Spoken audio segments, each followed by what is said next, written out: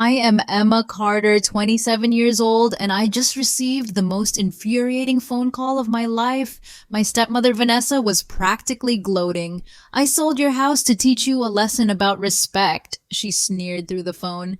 "The new owners move in next week." Her voice dripped with satisfaction, thinking she had finally won. Little did she know about my secret meeting with Dad's lawyer Daniel Brooks last month. In 48 hours, she thought my family's legacy would be gone forever. "Good luck with that," I replied calmly. If you are enjoying this story so far, please hit that subscribe button and let me know in the comments where you are watching from. I would love to hear your thoughts as this wild ride unfolds. My father, Richard Carter, was my rock growing up. It was just the two of us in our beautiful Victorian home on Maple Street after my mother left when I was only 4. Dad built his construction business from nothing, working late nights and weekends to provide a stable life for me. We were incredibly close, sharing Sunday morning pancake traditions and summer fishing trips to Lake Michigan. He taught me how to change a tire, how to stand up for myself, and most importantly, how to recognize the good in people, usually anyway. 5 years ago, Dad met Vanessa at a charity fundraiser. She was charming, attentive, and seemed genuinely interested in his stories about restoration projects. I was 22, then finishing college, and happy to see my father smiling again. They dated for 6 months before he proposed. The wedding was small but elegant, and Vanessa played the part of the devoted wife perfectly. Looking back, I should have noticed how her eyes calculated the value of everything in our home. For the first few years, things were relatively peaceful. Vanessa redecorated the house, replacing our comfortable lived-in furniture with expensive modern pieces. Dad didn't mind. He just wanted her to be happy. I had moved into my own apartment by then, but visited every weekend. Vanessa was always cordial when Dad was in the room, but her smile never reached her eyes when she looked at me. When Dad was diagnosed with pancreatic cancer last year, everything changed. Vanessa transformed overnight. Her headaches prevented her from driving him to chemotherapy appointments, so that became my responsibility. She complained about the medical equipment in their bedroom disrupting her sleep, so she moved into the guest room while I took family leave to care for him. Vanessa was mysteriously absent shopping or at spa appointments. As Dad grew weaker, he became more observant. One afternoon when Vanessa was out, he squeezed my hand and whispered, "Emma, after I'm gone, go see Daniel Brooks. He has something for you." Daniel was his longtime attorney and friend. I promised I would not, knowing how significant that instruction would become. Dad passed away 3 months ago. At the funeral, Vanessa wore an expensive black dress and accepted condolences with theatrical sniffles but no real tears. Several times I caught her checking her watch. My genuine grief seemed to irritate her, as though my tears were an inconvenience or worse, a performance that outshined hers. The days following the funeral were a blur of paperwork and phone calls. Vanessa wasted no time in asserting her authority over the house. "You should take what personal items you want soon," she told me over coffee, her tone businesslike. "I'm planning to make some changes, though." The reading at Daniel Brooks's office was scheduled for 2 weeks after the funeral. Vanessa arrived in a designer suit, perfectly manicured and coiffed. I wore the simple blue dress Dad always liked. Daniel began reading the document, and Vanessa's smile grew as Dad's assets were listed. According to the will dated 3 years ago, Vanessa inherited the house, the business, and most of his financial accounts.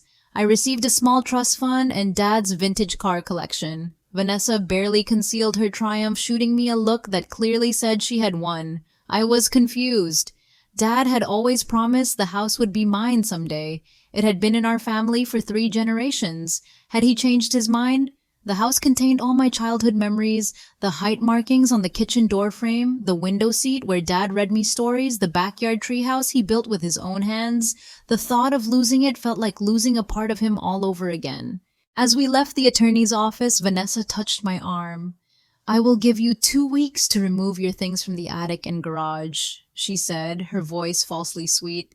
"After that, I am having everything hauled away." That night, alone in my apartment, I remembered Dad's instruction to see Daniel privately. Through my tears, I wondered what my father had known that I was only beginning to understand.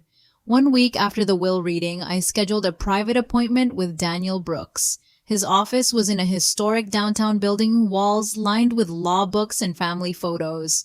Daniel had been Dad's friend since college, their relationship extending far beyond legal matters. When I arrived, his secretary ushered me directly into his office. "Emma, thank you for coming," Daniel said, standing to greet me. "Your father wanted to make sure we had this conversation." He gestured to a leather chair across from his desk. "What I'm about to share with you is very important to Richard." Daniel opened a drawer and removed a thick manila envelope. "About 8 months ago, when your father's prognosis became clear, he came to me with concerns about Vanessa's intentions." He placed the envelope on the desk between us. Richard suspected Vanessa had married him primarily for financial reasons, and her behavior during his illness confirmed his suspicions. My throat tightened. He never said anything to me. "He didn't want to burden you with his marital problems while you were already dealing with his illness," Daniel explained. "Instead, he took steps to protect what mattered most." Daniel opened the envelope and spread out several legal documents. "6 months before his death, your father transferred ownership of the house to you through a quit-claim deed. We filed it with the county, but kept the arrangement private. Vanessa has no idea." I stared at the papers, my name clearly listed as the property owner. But at the will reading, the will reflected his assets at the time it was created 3 years ago, Daniel explained. "Your father never updated it because he wanted Vanessa to believe she would inherit everything. He knew if she discovered the truth while he was still alive, it would make his final months even more difficult." Daniel showed me additional documents, property tax records now in my name, utility bills Dad had set up for automatic transfer to my accounts after his death, and homeowner's insurance documentation. All the legal requirements had been quietly handled to ensure my ownership was ironclad. "Your father also left this for you," Daniel said, handing me a sealed envelope with my name written in Dad's handwriting. With trembling fingers, I opened it. "My dearest Emma, if you are reading this, I am gone and you have followed my instructions to meet with Daniel. I'm sorry for the deception, but I needed to protect you and our family home from Vanessa. I realized too late the kind of woman she truly is. The house is yours as it always should be. It belongs to the family who loves it, who understands its history and its heart. Vanessa only sees its market value. Be strategic in how you handle this information. Vanessa will not take this well, and I want to spare you as much conflict as possible. Daniel will guide you through the legal aspects. Remember that I am proud of you always. Love, Dad." Tears streamed down my face as I folded the letter. My father had protected me one final time. "What should I do now?" I asked Daniel, wiping my eyes. "That depends on what you want," he replied. "Legally, you could take possession immediately. Vanessa has no right to be in the house without your permission." I considered my options. Vanessa believed she had all the power, and that position made her dangerous. "What if I wait, see what she does?" Daniel nodded thoughtfully.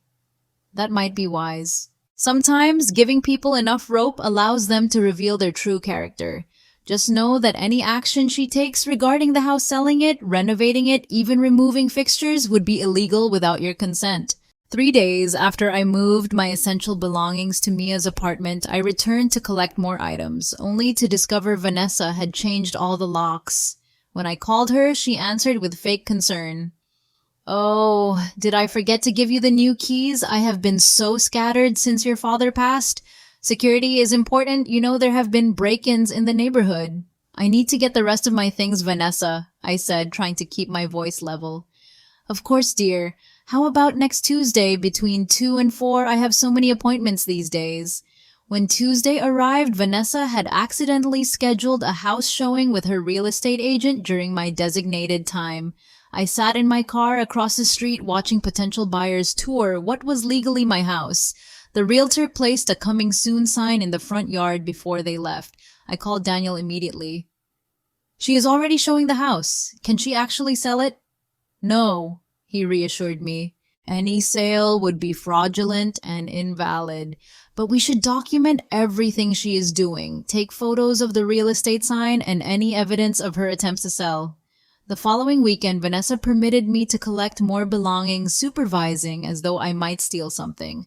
Walking through my childhood home felt surreal. Vanessa had already removed family photos from the walls, replacing them with generic artwork. Dad's chair was gone from the living room, and the kitchen had been staged with decorative items that had never been used for actual cooking.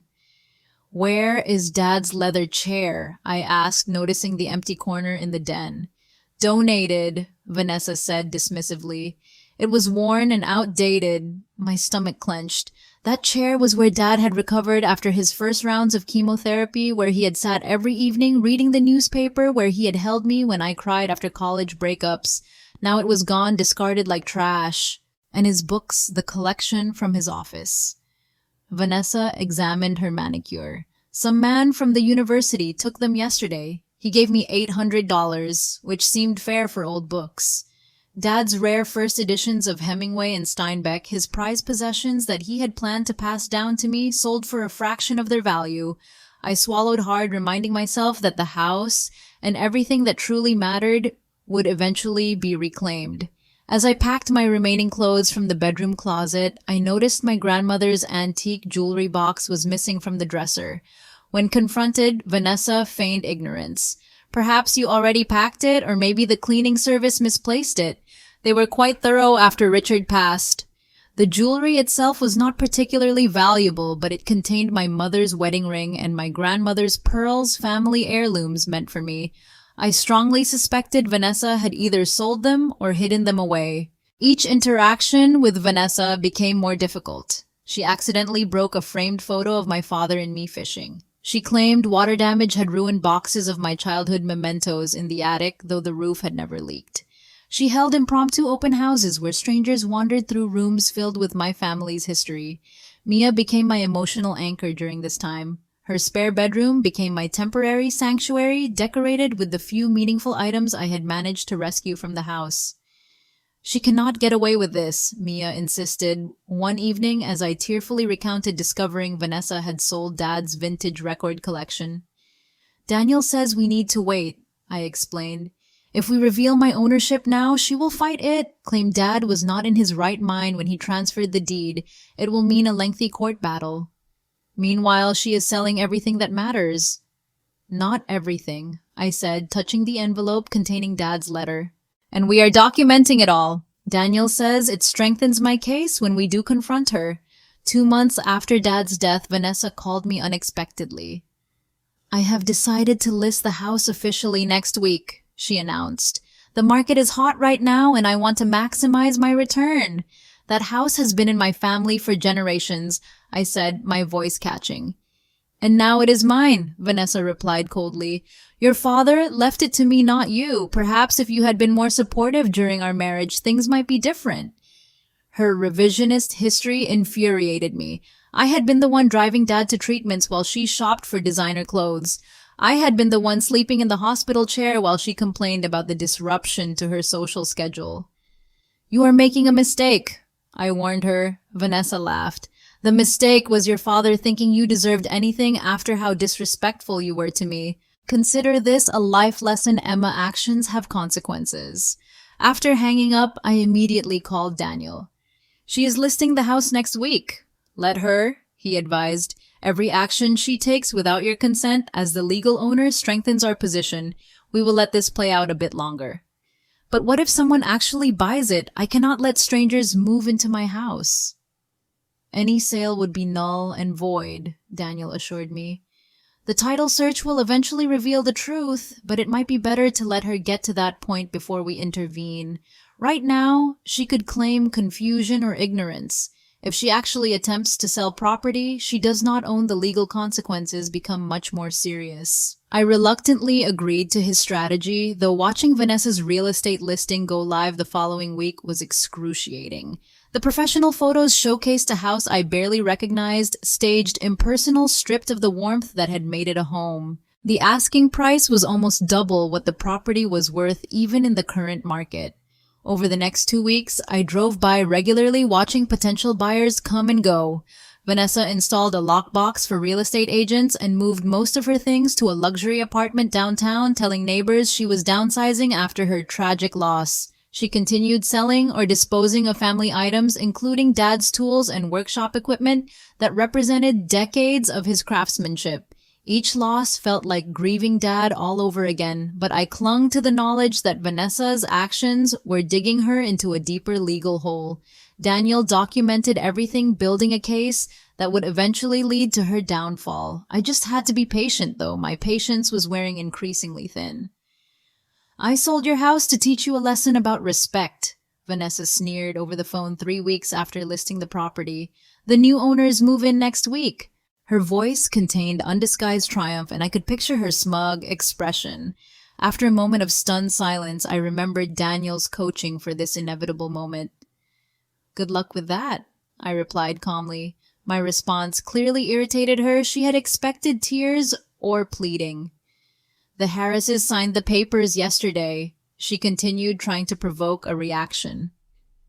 "They offered $50,000 above asking price, cash deal, no contingencies. The closing is scheduled for Monday." I gripped the phone tighter. "Congratulations! They are planning to gut the entire first floor," Vanessa added venomously. "Open concept is very popular now. That hideous wood paneling in the study that you and your father were so attached to, that will be the first thing to go." The paneling had been installed by my grandfather, each piece hand-selected and finished. Dad and I had spent an entire summer refinishing it when I was 16. I swallowed hard, reminding myself that the Harrises would never get the chance to touch it. "Is there anything else, Vanessa?" I asked, my voice remarkably steady. Her frustration at my composure was palpable. "Just that. I am using the money to buy a beachfront condo in Florida. I think your father would have wanted me to enjoy my widowhood in comfort. Don't you?" "I think my father would have wanted a lot of things," I replied. "Goodbye, Vanessa." After hanging up, I immediately called Daniel. "She did it. She actually sold the house. Closing is Monday." "Perfect," Daniel said, sounding satisfied. "Now we can act. I will contact the title company today and provide proof of your ownership. The sale cannot proceed without clear title." "What about the buyers, the Harrises?" "They did not do anything wrong. They will be informed before closing. It is unfortunate they were caught in Vanessa's scheme, but legally they have no claim to the property." I felt a mixture of relief and anxiety. After months of watching Vanessa dismantle my family home piece by piece, the confrontation was finally coming. Part of me wanted to see her face when she realized her plan had failed spectacularly. Another part dreaded the inevitable drama. Later that afternoon, Daniel called back. "The title company has been notified. They are contacting Vanessa's real estate agent now. I expect we will hear from her very soon." We did not have to wait long. My phone rang. Barely an hour later, Vanessa's name flashing on the screen. I let it go to voicemail. She called 3 more times in rapid succession, then sent a series of increasingly frantic text messages. "What have you done? The title company says there is a problem with the house. Fix this now. If this is some kind of trick, you will regret it." I forwarded the messages to Daniel without responding to Vanessa directly. He advised me to continue ignoring her for now. Vanessa showed up at Mia's apartment that evening, pounding on the door and shouting my name. Mia and I watched through the peephole as she alternated between threats and false concern about my mental state to neighbors who emerged to investigate the commotion. Eventually, she left a crumpled envelope taped to the door. Inside was a handwritten note demanding I contact her before making accusations that could damage both our reputations. The next morning, Daniel arranged a meeting at his office for the following day, Saturday, 3 days before the scheduled closing. All parties would be present: Vanessa, the Harrises, the respective real estate agents, the title company representative, Daniel, and me. Vanessa attempted to have the meeting at her attorney's office instead, but Daniel held firm, pointing out that as the legal property owner, I had the right to determine the venue. That night, I barely slept, rehearsing what I would say when face-to-face with Vanessa. Mia helped me select an outfit that projected confidence: a navy blue blazer over a simple white blouse, similar to what I wore for important presentations in my marketing job. "You own that house and this situation," she reminded me. "Walk in like it." Despite my preparation, my stomach churned with anxiety as I parked outside Daniel's office building. Vanessa's luxury car was already there, as was an expensive SUV I assumed belonged to the Harrises. Taking a deep breath, I squared my shoulders and entered the building, repeating Dad's words in my mind. "Remember that I am proud of you, always." Daniel's conference room felt crowded with tension. Vanessa sat rigidly beside her real estate agent Paula, a thin woman who kept checking her phone nervously. Across the table, Ryan and Laura Harris, a well-dressed couple in their 40s, whispered to each other, their expressions concerned. Their agent Adam studied some paperwork with visible confusion. Ms. Lewis from the title company sat at the far end, her face professionally neutral. Vanessa's eyes narrowed when I entered. She had chosen an outfit that screamed wealthy widow designer, black dress, pearl necklace, immaculate makeup, the facade of grief without the substance. "Can we please get started?" she demanded as I took my seat beside Daniel. "I have a hair appointment at noon, and this ridiculous misunderstanding needs to be cleared up quickly." Daniel cleared his throat. "Thank you all for coming on short notice. I am Daniel Brooks, attorney for Emma Carter." He nodded toward the title company representative. "Ms. Lewis, perhaps you could explain the issue that has brought us here today." Ms. Lewis opened a folder. "During our standard title search for the property at 247 Maple Street, we discovered that the seller, Vanessa Carter, is not the legal owner of record." She slid a document across the table. "According to county records, the property was transferred to Emma Carter 6 months ago through a quit-claim deed signed by the previous owner, Richard Carter." The Harrises exchanged alarmed glances. "This is absurd," Vanessa interrupted. "My husband left me that house in his will. I have documentation." She pulled papers from her designer handbag and thrust them toward Ms. Lewis. "The will does indeed indicate your inheritance," Ms. Lewis acknowledged after reviewing the documents. "However, the quit-claim deed supersedes the will because Mr. Carter transferred the property while still living. The house was no longer his to bequeath at the time of his death." Vanessa's face flushed. "This is forgery. Richard would never do this behind my back." Daniel calmly placed another document on the table. "This is the notarized quit-claim deed signed by Richard Carter on January 12th of this year, transferring full ownership to his daughter Emma Carter. The notary has provided an affidavit confirming Richard was of sound mind and under no duress when signing." Ryan Harris leaned forward. "Are you saying we have been attempting to purchase a house from someone who does not own it?" "Precisely," Daniel confirmed. "Mrs. Vanessa Carter has no legal right to sell this property. Any sale would be fraudulent." "We put down a $20,000 earnest money deposit," Laura Harris said, her voice rising. "We gave notice on our current home. We are supposed to move next week." The real estate agent Adam looked pale. "The title search should have caught this earlier in the process." "Normally it would have," Ms. Lewis explained. "However, Mrs. Carter's agent requested an expedited closing with a preliminary title commitment, assuring us the property had clear title based on the will." All eyes turned to Paula, who shifted uncomfortably. "Vanessa assured me there would be no issues." Vanessa stood abruptly. "This is a conspiracy.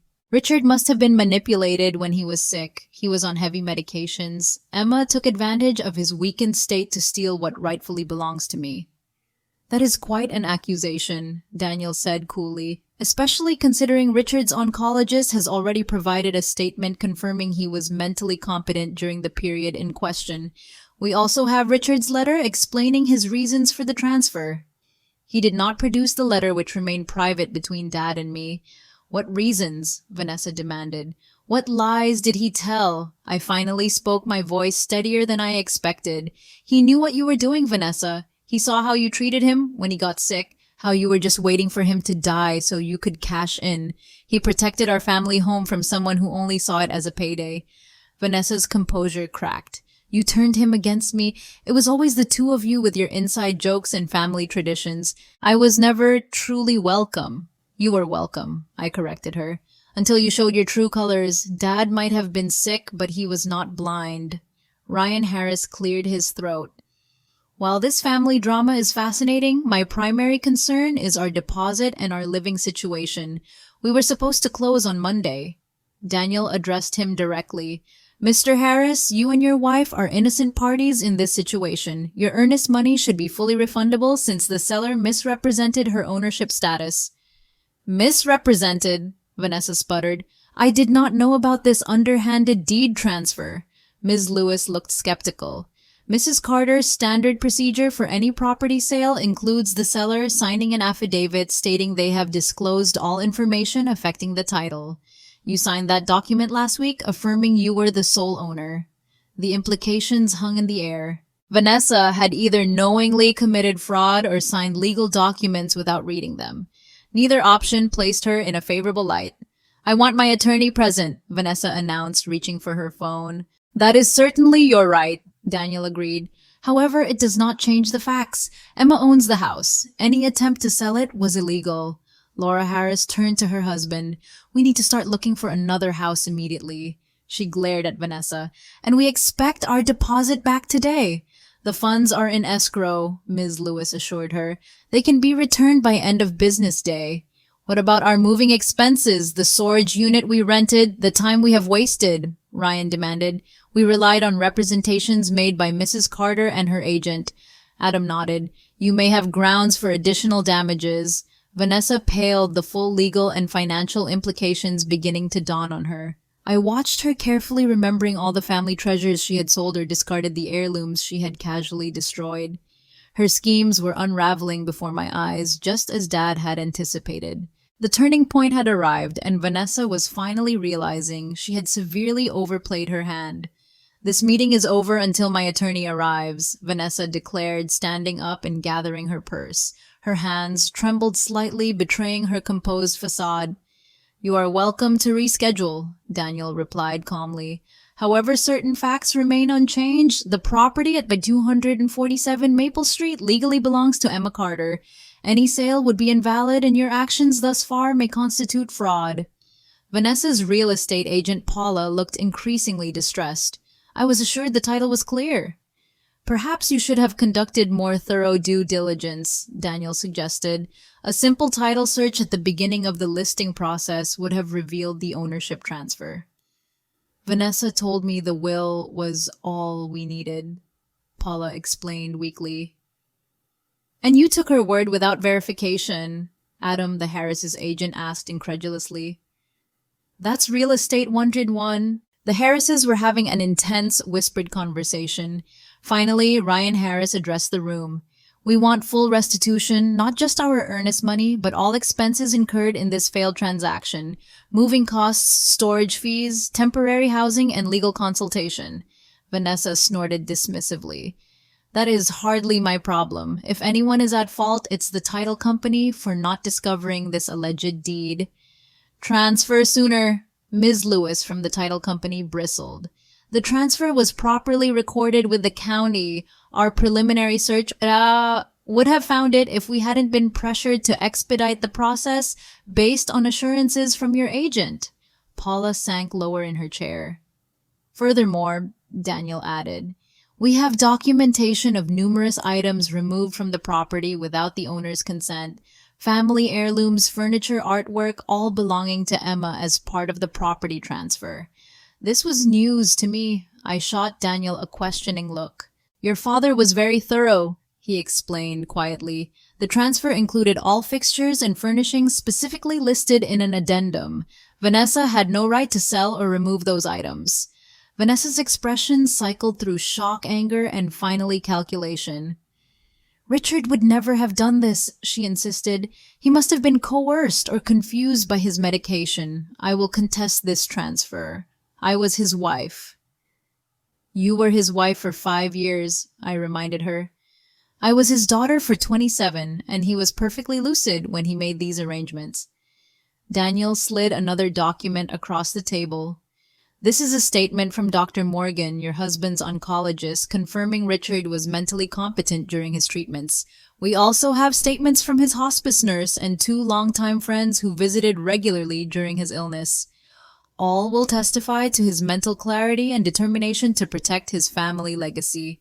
Vanessa's confidence visibly faltered. "This is a temporary setback. No judge will uphold this transfer once they understand the circumstances." "What circumstances?" I challenged her. "That you married my father for his money, that you disappeared whenever he needed actual care, that you started selling his possessions before his body was even cold." That is not true, Vanessa protested, but her eyes darted away. We have statements from neighbors who saw moving trucks at the house the week after the funeral, Daniel noted, and receipts from auction houses and consignment shops showing items from the house being sold throughout the past 3 months, all without the property owner's consent. Ryan Harris stood abruptly. I think we've heard enough. Adam, please ensure our deposit is returned today. We will expect an itemized restitution proposal by Monday. He turned to Vanessa, and we may consider additional legal action for misrepresentation and fraud. Vanessa blanched. You cannot sue me. I thought I owned the house. Yet you signed legal documents affirming your ownership without verification, Adam pointed out. That is negligent at best, fraudulent at worst. As the Harrises and their agent gathered their materials to leave, Daniel addressed Ms. Lewis. Please ensure the property listing is removed immediately from all platforms. Any showings or open houses should be cancelled. Already done, she confirmed. The listing was frozen as soon as we discovered the title issue. Vanessa sat stunned, her carefully constructed plans collapsing around her. What about the house? She finally asked, her voice small. Where am I supposed to live? That is up to Emma, Daniel replied. As the legal owner, she determines who may occupy the property. All eyes turned to me. I had imagined this moment for months, the satisfaction of watching Vanessa realize she had lost everything. But sitting across from her now, I felt only a hollow vindication mingled with sadness for what my father had endured in his final months. You have 48 hours to remove your personal belongings, I said evenly. Anything belonging to my father or that was in the house prior to your marriage stays. I will have an inventory team present during your move to ensure compliance. 48 hours! That is impossible. I need at least 2 weeks, Vanessa protested. You have had 3 months to sell or dispose of my family's possessions without permission, I reminded her. 48 hours is generous under the circumstances. And what about the things I have already sold? Some of those items were quite valuable, Daniel interjected. We have compiled a list of missing items with approximate values. You will be expected to provide either the items themselves or financial compensation. This is robbery, Vanessa hissed. No, I corrected her calmly. Robbery is what you have been doing since my father died. This is justice. As the meeting concluded, Vanessa's facade finally crumbled completely. You have no idea what it was like, she said, her voice breaking. Being married to a man who always put his daughter first. Even dying, he thought only of you. He thought of both of us, I replied quietly. He provided for you in his will. The business, the investments, the retirement accounts. He just made sure you couldn't take everything. Vanessa gathered her belongings with shaking hands. This is not over. Actually, it is, Daniel stated firmly. Should you choose to contest the transfer, we have ample evidence of your behavior during Richard's illness and after his death, evidence that would not reflect well on you in court.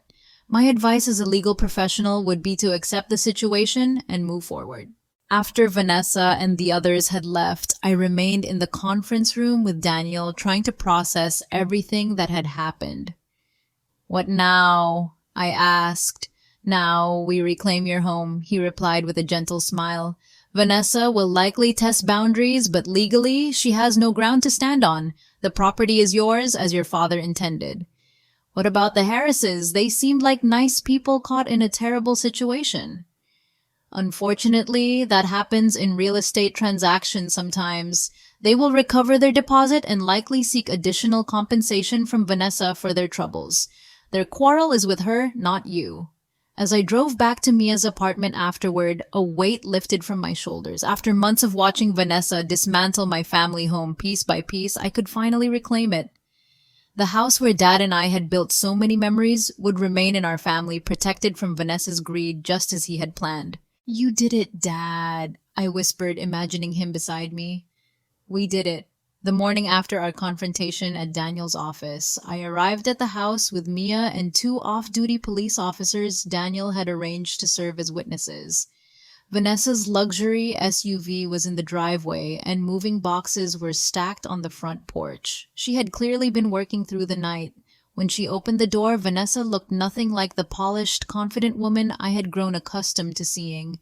Her hair was disheveled, Her expensive blouse wrinkled and dark circles shadowed her eyes.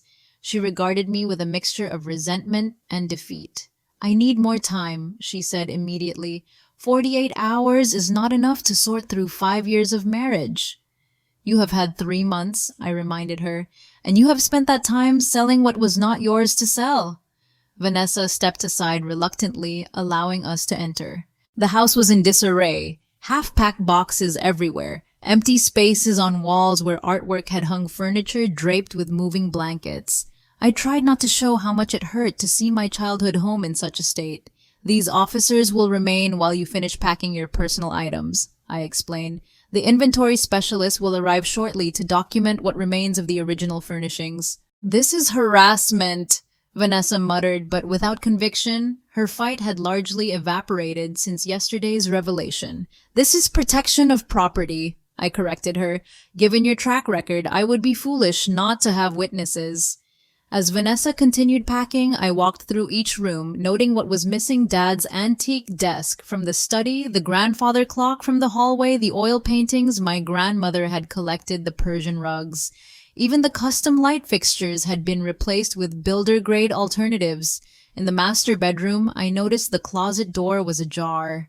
Inside, partially hidden behind Vanessa's remaining clothes, was a stack of boxes labeled Goodwill. Suspicious, I opened the top box and discovered family photo albums she had claimed were water-damaged. Beneath them was my grandmother's jewelry box she had insisted must have been misplaced by the cleaning service. "Mia," I called, my voice tight with anger. "Could you come here, please?" Mia documented the discovery with her phone while Vanessa watched from the doorway, her expression defiant. "I was going to return those," she claimed unconvincingly, "in a box marked Goodwill, hidden in the back of your closet," Mia asked incredulously. The inventory specialist Claire, a meticulous woman, arrived and began methodically documenting every item remaining in the house, cross-referencing against the list Dad had created before the property transfer. Vanessa hovered anxiously as Claire photographed and noted the condition of furniture, artwork, and fixtures. "What about the things I purchased?" Vanessa demanded when Claire marked a relatively new sofa as property to remain.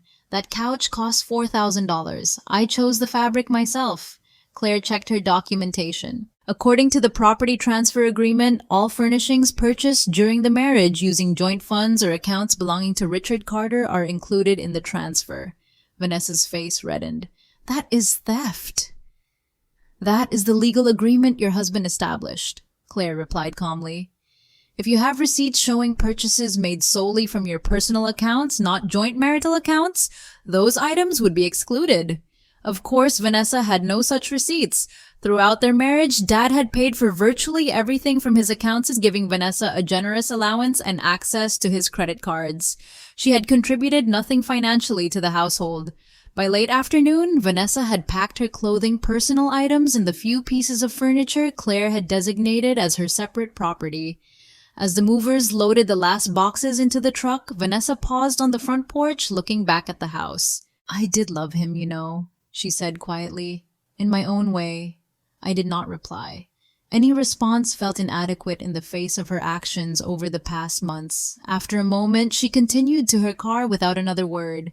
I watched as both vehicles drove away, carrying Vanessa out of my life, hopefully forever. Once they were gone, the house felt eerily silent.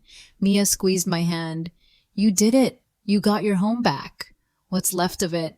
I sighed, looking around at the half-empty rooms. The next few weeks were dedicated to reclaiming the house in every sense.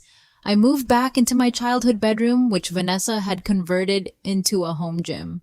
I repainted walls, replaced fixtures, and scoured antique shops for pieces similar to those Vanessa had sold. Daniel helped me file insurance claims for the missing items covered under Dad's homeowner policy. He also initiated legal proceedings to recover the value of family heirlooms Vanessa had disposed of without authority. Most would never be recovered, but the financial compensation would help restore the house to something resembling its former state. The Harrises reached a settlement with Vanessa, recouping not only their earnest money, but additional compensation for their troubles. I met with them briefly to apologize for their involvement in the situation. To my surprise, Laura Harris hugged me. Your father must have been an extraordinary man, she said, to have protected you so thoroughly even after he was gone. I agreed, tears welling in my eyes. The house was important to him because it was important to our family. It was never just about the property value. 1 month after reclaiming the house, I made a surprising discovery. While cleaning out the attic, I found a loose floorboard near the chimney. Beneath it was a small fireproof box containing items Dad had hidden the original deed to the house from my grandparents, my mother's wedding and engagement rings, and a USB drive labeled for Emma. That evening, I plugged the drive into my laptop. It contained hundreds of family photos. Dad had digitized video clips of birthdays and Christmases throughout my childhood and a recorded message he had made during his illness. Seeing his face and hearing his voice again was both painful and healing. He spoke about his hopes for my future, his pride in the woman I had become, and his confidence that I would preserve our family legacy.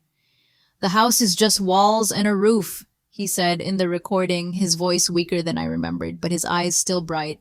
"The home is what you make inside it. Fill it with love and laughter again, Emma. That is all I ever wanted for you." Gradually, I did exactly that. I invited friends for dinner parties in the dining room, where Dad and I had shared countless meals. I restored his workshop in the garage and learned to use his tools, completing projects he had started. I planted his favorite flowers in the garden and sat on the porch swing during summer evenings just as we used to do. 6 months after Vanessa's departure, Daniel called with news. "The legal proceedings are complete," he informed me. "Vanessa has paid the settlement for the items she sold illegally. She has also signed an agreement never to contest the property transfer again." "Where is she now?" I asked, more out of curiosity than concern.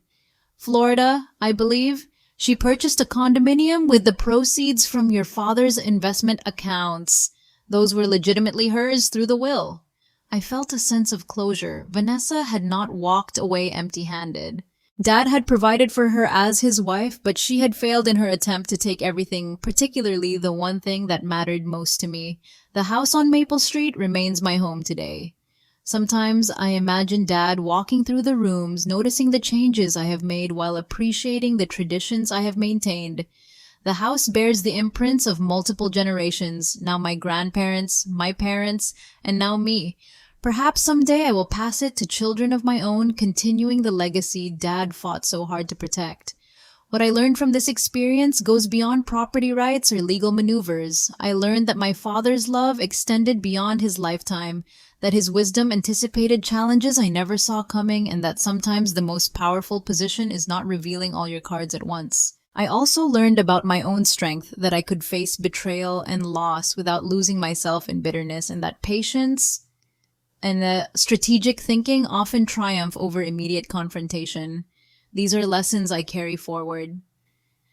Gifts from my father as valuable as the house itself. Have you ever had to fight for something that was rightfully yours? Or perhaps you have experienced a betrayal by someone you should have been able to trust? I would love to hear your stories in the comments below. And if this story of reclaiming what was mine resonated with you, please hit that like button and subscribe to my channel for more real-life experiences. If you believe Emma did the right thing, comment justice. If you think Vanessa deserved another chance, comment forgiveness.